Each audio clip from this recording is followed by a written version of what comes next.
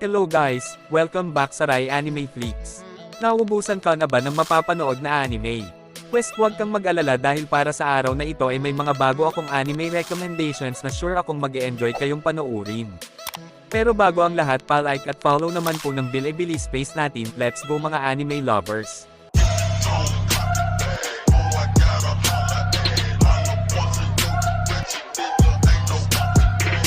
Ang unang anime na may overpower na main character na irerekomendo ko ay ang anime na Full-Time Magister.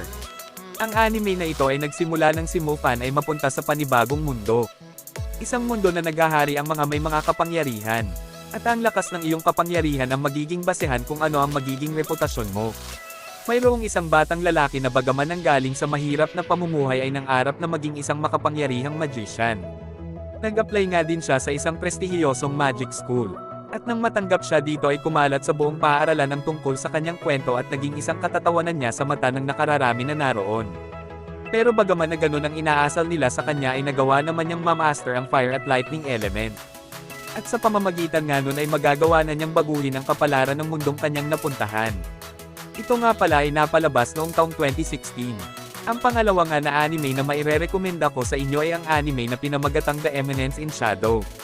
Ang anime na ito ay patungkol sa mga shadow brokers na kung saan ay hindi nalalaman ng nakararami ang kanilang pagkakakilanlan. Pero sa katunayan ay sila ang tila kumokontrol sa lahat ng bagay sa anime na ito. At ang ating main character nga sa anime na to ay si Sid. Nais niyang maging kakaiba sa lahat at nais din niya na maging pinakamalakas.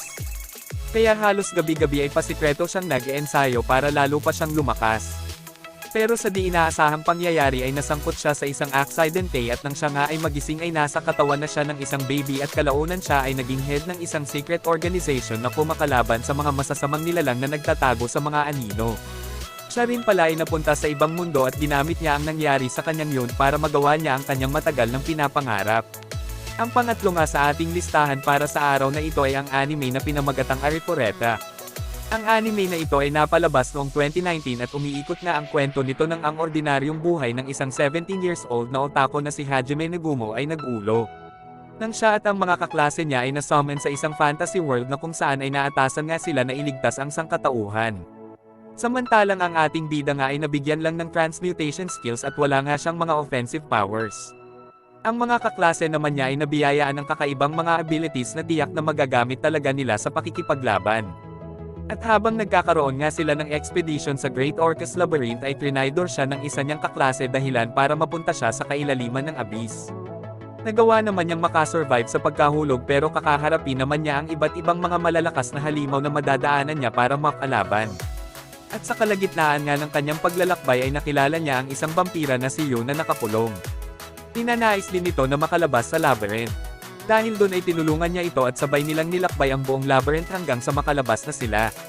Ang pang-apat na anime naman na aking mairerekomenda ay ang anime na Noblesse. Ang anime na ito ay napalabas noong taong 2020.